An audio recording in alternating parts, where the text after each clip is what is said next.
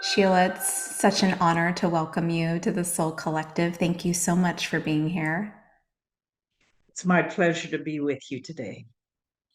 I'm so excited to connect with you. I'm a big fan of your work, and hopefully, we get an opportunity to connect with Theo during our conversation today. Um, so much to talk about and explore. I know that you are a pioneer when it comes to channeling.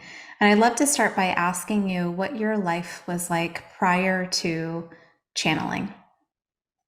Well, I was young. I was a young mother, and I had a near death at the birth of my third child and a near death experience. And that's what opened me up to this work. So I've been doing this work all my adult life. And I had a miraculous healing in intensive care, which then, after I got out of the hospital, about 6 months later, I started having all kinds of psychic phenomena happening to me internally, externally, and began my journey with being a direct voice trance medium. Wasn't even called channeling back then. Yeah. So I've been doing this 5 decades. I'm so curious to ask you. I feel like we all have sort of a divine alarm clock that is, meant to go off at a certain point in time. And it feels like yours obviously went off at a very young age. Do you think there's certain factors that come into play? You know, I realized when I opened up and was told by Theo initially in the early days that there would be these waves of awakening because we were moving into the fifth dimensionary energy, vibration, and frequency, which is a much more refined frequency than our third dimensional physical reality. So I I've been aware and I've watched it over these years as people start awakening, to your point, having their own internal alarm clock. And sometimes it's a crisis in one's life that does it, and sometimes it's just naturally spontaneous because we all have intuitive gifts, psychic ability, if you would. And it's moving out of fear into acceptance. Hmm. I've heard you share in interviews that you said during that period of time, during that near death experience, give me a job and I will do it. I did. I did. And so when I was in the hospital for a month, and then when I got out of the hospital and could hold the energy, that's when everything started happening. So I realized, even though it was so extraordinary what was going on, and even the physical phenomena that was coming happening outside of me as well, to show me that this isn't something I was making up. And so I realized that this was part of an agreement to stay on the planet because I said, God, give me a job. And I know I had a miraculous healing in intensive care by Jesus. And so I just kept putting one foot in front of the other. This was 1969 when this all happened to me. And these things weren't talked about openly. People were afraid of it and afraid of speaking about things like what was happening to me. And I didn't know anybody that knew anything about what was happening to me at the time. And I discovered an Edgar Casey book and read that and went, well, this is what's going on for me. And then different synchronicities, we could call them, happened where Theo had told me there would be a global community. They told me that things were going to be happening, and I'm living in the mountains in Colorado with 3 little kids, and I'm going, okay, I just trusted, and my life evolved into what it is today, and certainly that's been affirmed and confirmed.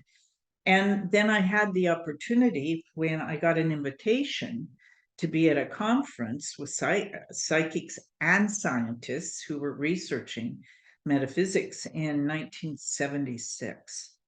And then some of the scientists that I met asked if they could test my psychic ability, which I said yes, which was really an interesting time for me, which validated what was happening for me.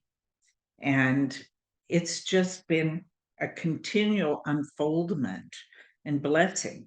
But back then, had God said, oh, here's a roster of opportunities and job positions, which one do you want? I don't know that I would have chosen this one because it's physically intense, vibrationally speaking. My body had to be adjusted to receive the energy of Theo. Yeah. And, societally uh, challenging in the beginning. Not Yes. so much now because I've grown with it, but when I was 24 years old, uh, I did not go into social situations and say, well, guess what I can do, because people would have been terrified. Some people, not everybody. Do you feel as though you've worked with Theo in other lifetimes? Do you feel as though you've cultivated your gifts as a channel for many lifetimes?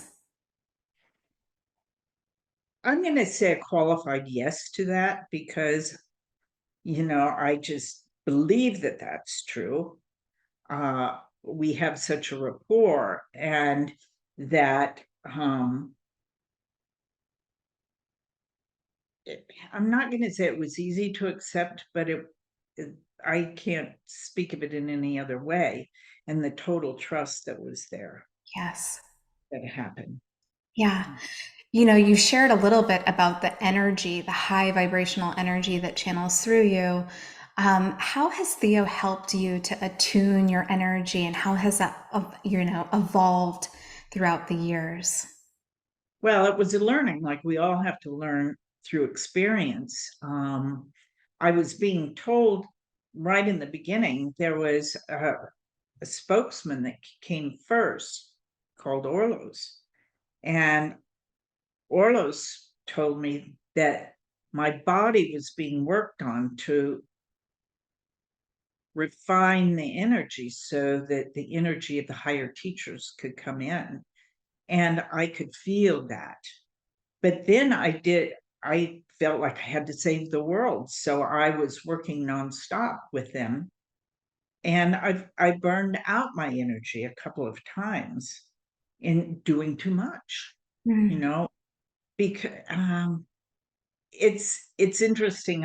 Yesterday I was on a webinar and I explained to somebody, my husband Marcus said, people want to know how it works, how Theo comes in, and the analogy came to me, that we have our computers now and we understand a little bit about how computers work. But when I first got a computer, because we didn't have them when I started doing this, um, my daughter, who is the technology officer of our company, she was explaining to me about emails.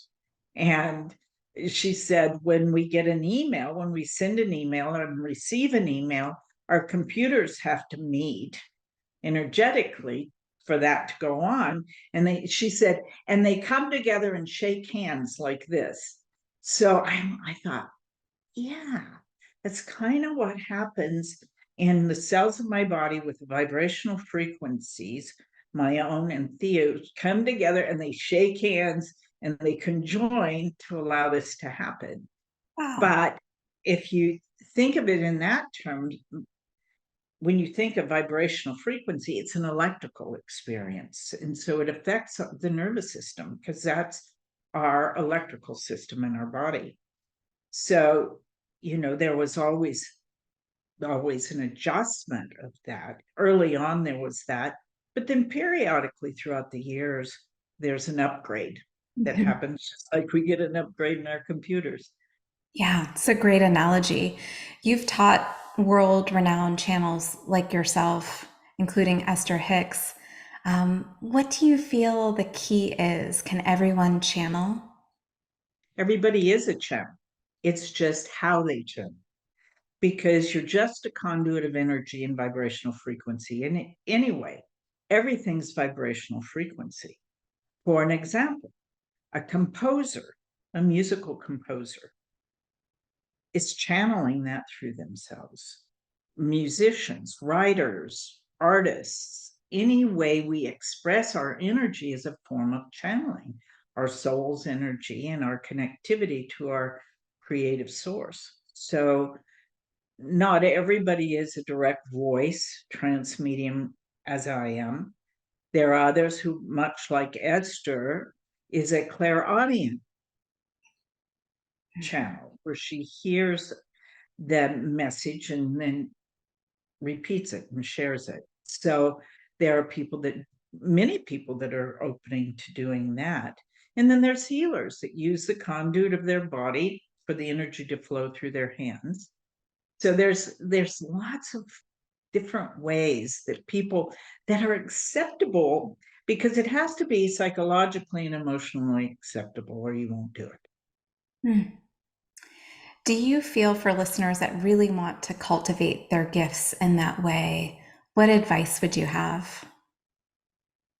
Well, I'm glad you asked that question because I created a program, a psychic exploration program. And one is a 2-day retreat, and another's a 12-week program to allow people to be comfortable with their psychic ability, to know the different ways of receiving that we have, as our body is the receiver of that energy and how it transmutes it and transforms it within the individual. So we do that program because I think everybody's psychic, but many people, they discount it. They say coincidence or synchronicity, or or they don't believe that they're worthy of being able to do it. So we like to address all those questions, because I call it demystifying the mystic, Mm. because we don't know what we don't know. Yeah. But I have worked with this long enough and understand all the ways of receiving that I like to share with people so they're comfortable in experimenting and trying it out, and just accepting that within themselves, making the extraordinary their new ordinary. I Mm. think it's a God-given gifts. Yeah. Yeah, that's beautiful. I want to go back to something you said, which was about, a composer. And I've heard you share something which is your soul note. And I've had this guidance come through in another way, which is that we all carry a signatory frequency that is unique. And to really embrace that vibrational frequency, I'd love if you could share any more. Oh, yes, I'd love to, because Theo's told us about this years ago, that there is a frequency in our voice that's unique to us only. Like I said, everything's vibrational frequencies. And so we have that in the tonal quality of our voice that's unique to each and every one of us. That's our soul vibration. And our soul vibration and frequency is a constant. Mm. It's our soul note, to your point. And how we learned about this, Emily, was my husband Marcus and I were doing a terrestrial radio show. That means the one you had dial in on your radio, uh, several years ago in 2000. And we had callers from all over the country that would call in and ask Theo questions. Well, we had this woman call in, and she said, I don't know who you people are. Someone told me I should call. I have a health issue. And the first thing that Theo said to this woman, they said, we can see you're visually impaired. And then went on to tell her about some issue with her back. I mean, her back was giving her problems. And this was a Sunday morning. Monday morning, she called our office. She said, I don't know who you people are, but you don't know me. I called into the radio show, and I'm the woman that they said was visually impaired. She said, I'm blind. She said, I don't know how they would know that. And so Marcus said to me, how'd they know that? I said, I don't know. And so we asked. And Theo's told us about that frequency of our soul node. Is there bridge, as people ask, to them, because it's unique to them? Full body chills. That is incredible. Do you feel that that frequency, that soul note is carried through from lifetime to lifetime? I believe that's true because it's our soul vibrational frequency. Yeah. You've predicted things that have occurred many years later. For example, the messages around 2020. What did you receive about that year? Well, the importance of, the changes that were coming. But, Theo's talked for years about all the chaos and change that is happening now. And it's the change of consciousness that's happening. They foretold of the Berlin Wall coming down in my first book, the fifth dimension channels to a new reality, because they said the change would start in the Baltic states. And I went, okay. And Germany is a Baltic state. And in 1989, the wall came down, and there's just been all of this restructuring Mm. of foundations that we live with, and that now is a time of tremendous change. And I have a huge optimism because of all the things that Theo has predicted. One of the things they predicted is that the Theo community would be global and the media would be part of that. This is before home computers, internet, any of that. So throughout my life, I've had confirmation after confirmation of their predictability, let's put it that way, what they shared with me. And at the time they shared it, I just had to trust. For one thing, they told me I was going to write a book, and I couldn't conceive that I would write a book. And the first book came out. Now we have three. I believe your book on the fifth dimension came out in 1988 or Yeah. somewhere around that time. Yeah. And now it, That's it right. just feels like, we're really being immersed in the fifth dimension, the awareness around this movement, the shift in consciousness is very palpable. It must be interesting to have such insight, early on. Well, it was interesting, but it was just the process of trusting, because, I've just grown into having evidence after evidence after evidence in my life of the things they told me in the very beginning that would be coming to fruition. And even the awakening of people into their own intuitive gifts, and all of this evolutionary experience of consciousness that we're experiencing. And yes, it's messy. Birthing a new world is a little messy. Birth is messy. And that's what they said. But out of the chaos will come order. And as we all engage in connecting to our souls and our source. What are some things that we can look forward to sort of on the other side of the chaos? What Theo has spoken of is, and as we know, we're a global economy. And so there will be in this global economy a better exchange for they said, the entire human species on the planet. And new industries are being birthed as we speak. We don't hear much about the good things. We only hear about the bad things. But a new world order, in the sense not to be feared, but like a new United Nations will be revised, where there's a collaborative group rather than being separative and divided. Theo says there's no lines on the earth that show that you're divided. The only thing we have is water that divides the land masses, Yeah. and that we're all one species. It doesn't matter where we live on the planet, color of our skin, the language we speak, how we pray to the one God, because every religion speaks of the one God. It's just different ways of addressing those beliefs. They don't have to be in conflict. Yeah. And it's all about love anyway. Yes. Yes, which I want to talk to you about really your, newest work around the art of relationships. But this is so fascinating. And I think that there's a level of peace that is brought forth through really looking through the chaos ahead, sort of when the dust settles and we have really the birthing of a new earth. Curious what you see in leadership, because when we look at some other planetary systems, it's really quite different. What do you see there?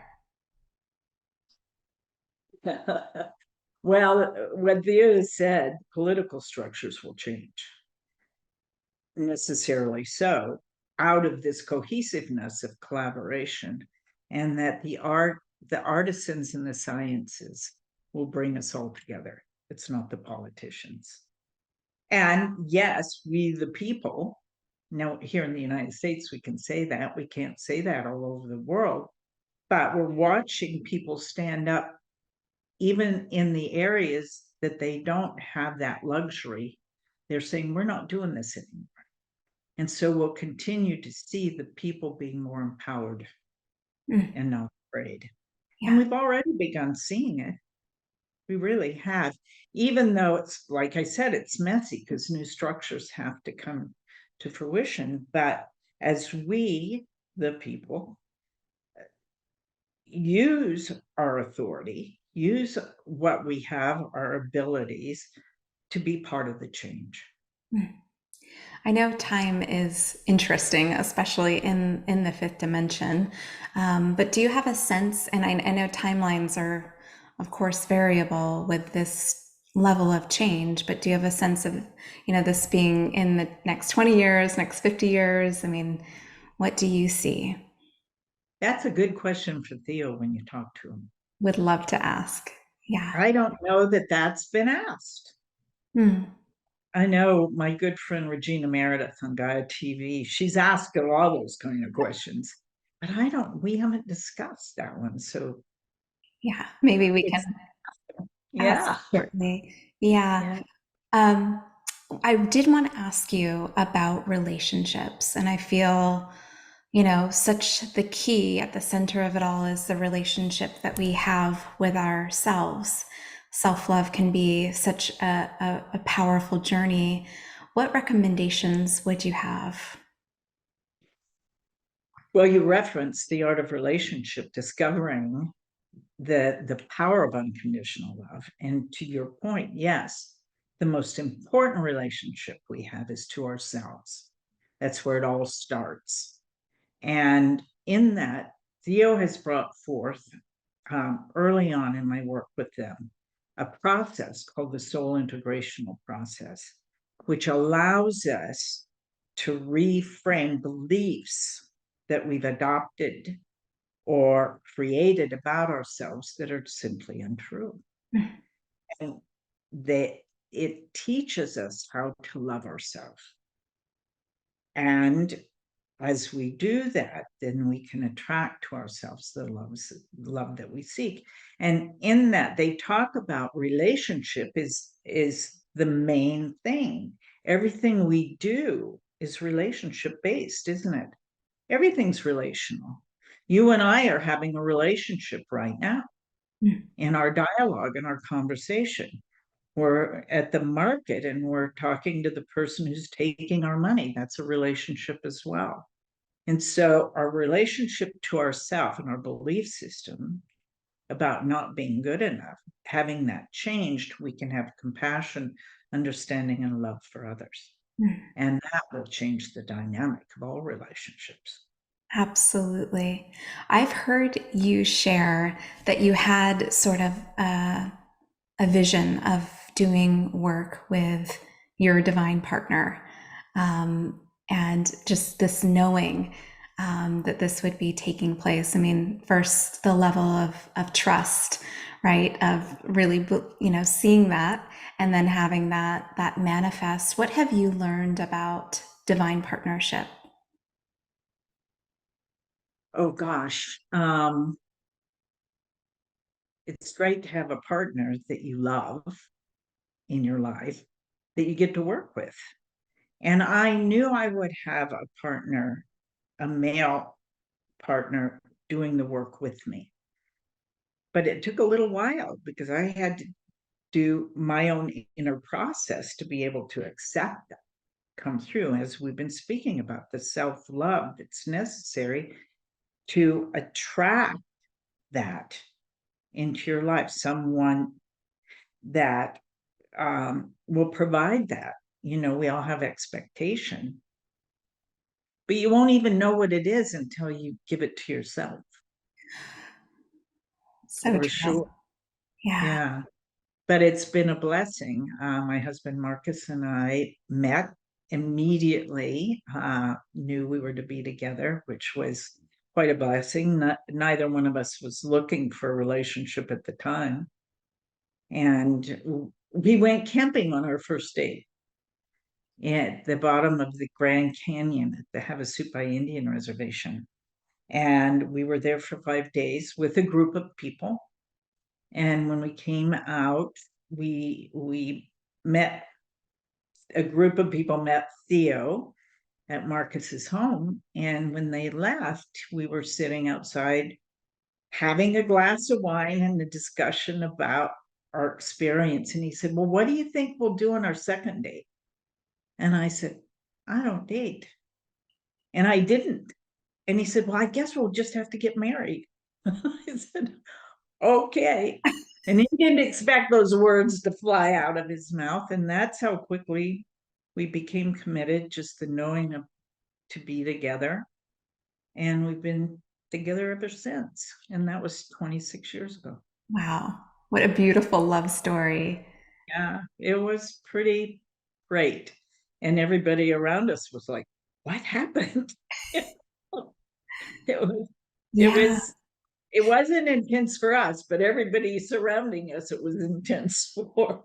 I bet. I bet. And it just really speaks to the inner work, like you said, to magnetize your, you know, divine partner. Yeah, And to recognize it too. You know, that's because how many of us have patterns that keep repeating in relationships that are unsatisfying? And I can't tell you the number of people I've heard say, "I keep getting the same issues, the same kind of person." Well, it's because we haven't changed that's right. on the inside. Yeah, It has to change inside of us before the outer will change. yeah.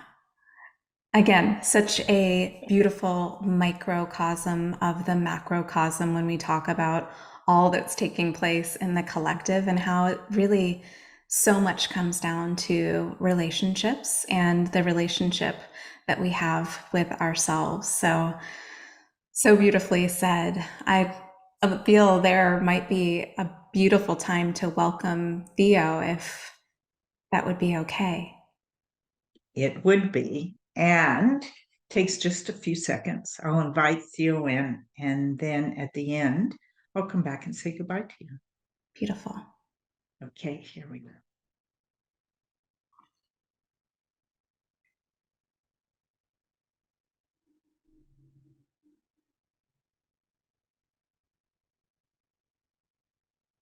It is the beginning, is it not? Welcome, Theo. It's such an honor to connect with you.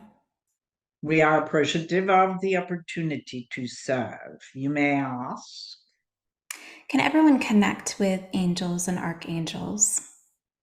Everyone can connect, are connected, and in the asking it is given. How can one refine and deepen that connection? Meditation allows you to quiet the mind, to receive, to hear. But in the asking, you can ask for assistance on all things. The angelic presence around each and every one is waiting to be asked. Can we ask for assistance around self love? Yes,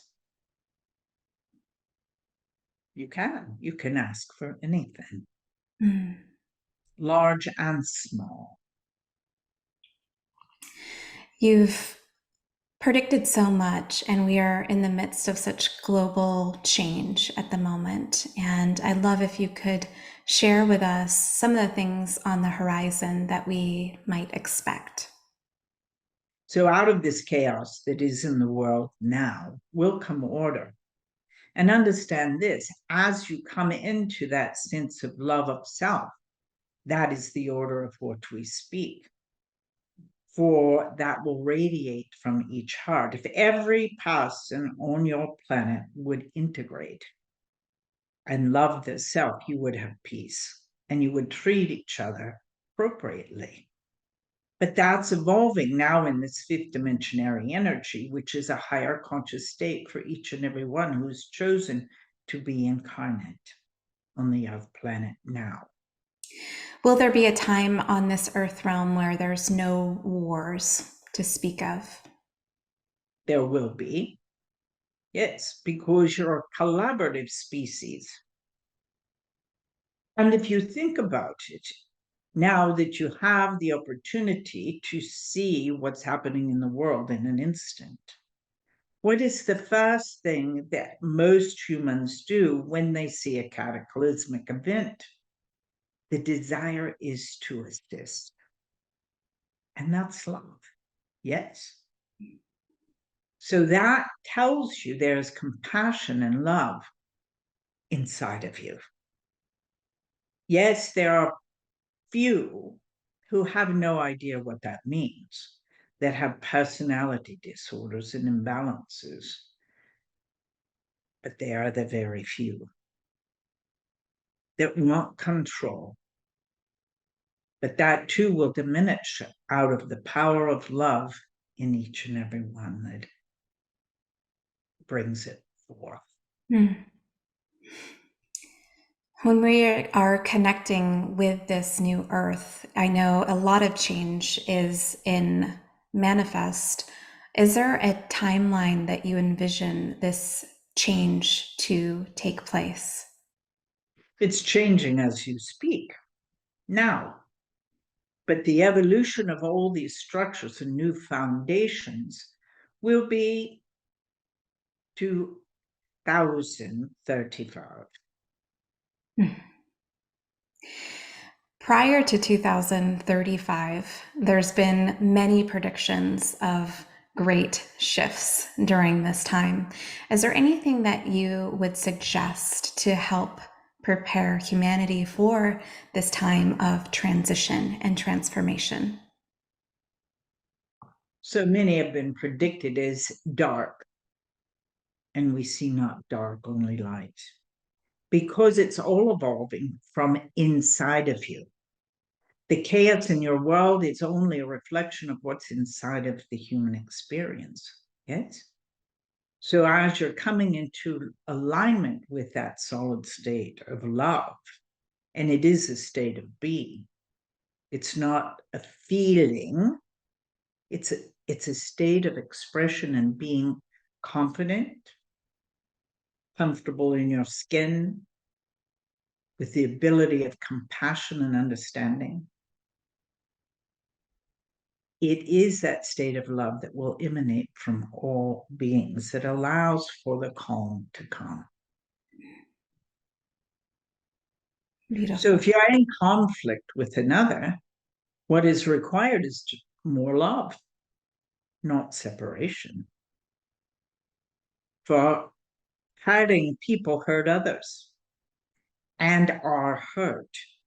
So they're just expressing their own pain. And love transforms. Your soul is larger than your physical body. Mm. You extended your arms out from your body.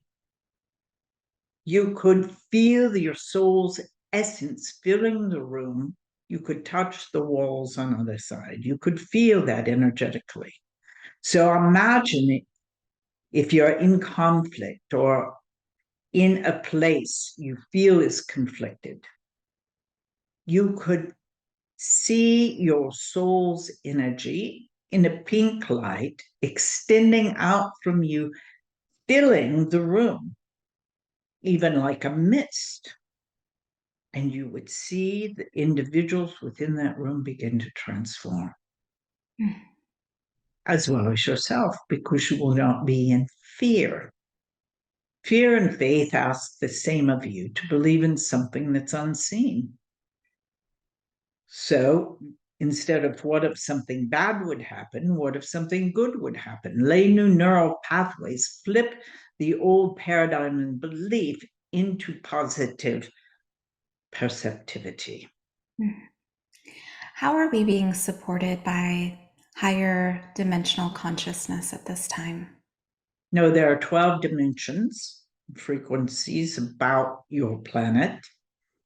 The fifth you're experiencing now, inwardly and outwardly. The sixth will be done as well, which is a full understanding of the divine essence that each and every one of you are, and the power within that.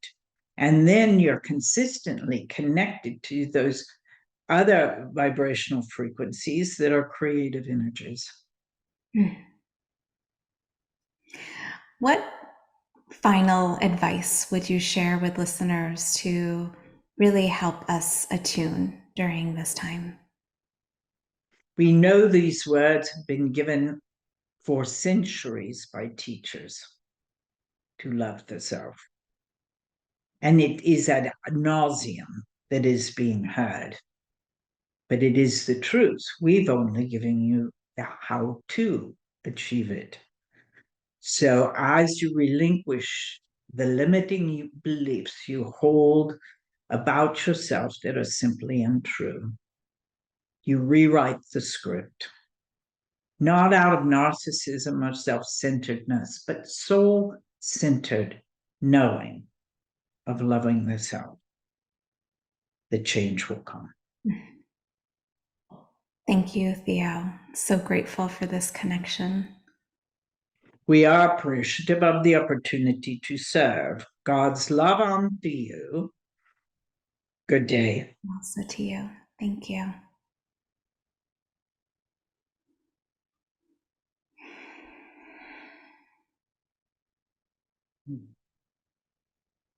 Hi, Emily. Hi.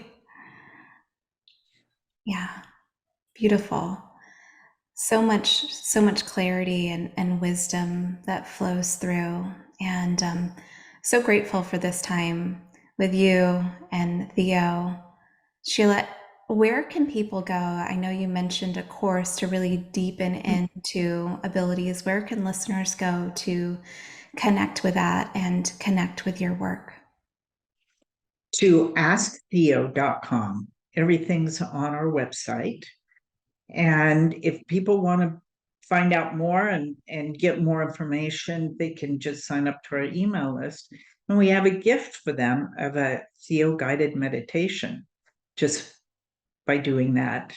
But everything's there about all the courses and mentorships that we have and lots of information. Beautiful. We will link to all of that in the show notes. And I just want to thank you and honor you for your wisdom, your heart, all the love and guidance that you share. I appreciate being with you, Emily. Thanks for the invitation. Any final words of wisdom that you'd like to share? Oh, gosh, don't be afraid of yourself. Mostly, you have all the power.